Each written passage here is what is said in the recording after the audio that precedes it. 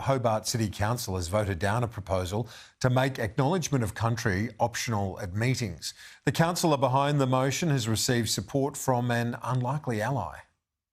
Normal practice at Hobart City Council. Tonight I am wearing a strand of pearly green marinina shells. Long-serving Mayor Anna Reynolds giving an acknowledgement of country. Their cultural practices were significantly disrupted during the years of colonisation.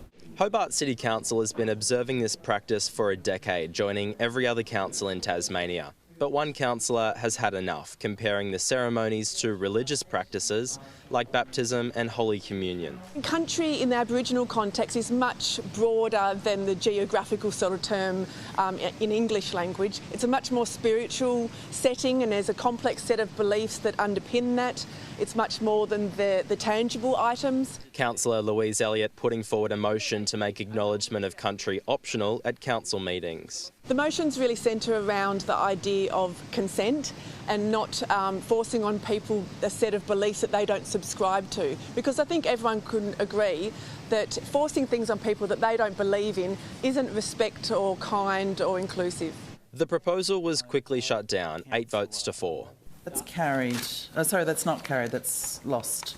But the councillor insists she's already won.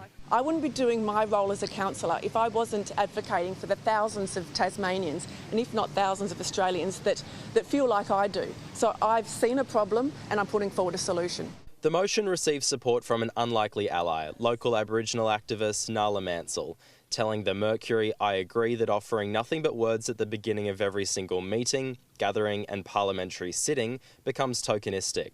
Palawa elder Rodney Dillon is defending Acknowledgement of Country proceedings. We didn't consent to them taking our land either, and we didn't consent to them locking our kids up, and we didn't consent to a lot of things they've done, so I know a bit about consent.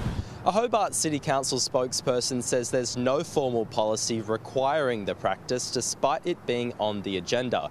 Miss Elliott insists she's been made to feel it's mandatory when chairing meetings. I was told no, it needs to stay as an agenda item, and my choice then was either to say something I didn't believe in, which I can't do, or to skip the agenda item and be accused of not following the agenda. It comes 1 week after One Nation senators turned their backs during the Acknowledgement of Country, and just days after Michaelia Cash criticised the practice. This is not about jamming something down someone's throat and having them hate. This is about love and wanting to put our arms out and cuddle each other about where we're going. So it's the opposite to what she thinks it is. Aspen Blomfield, Sky News Hobart.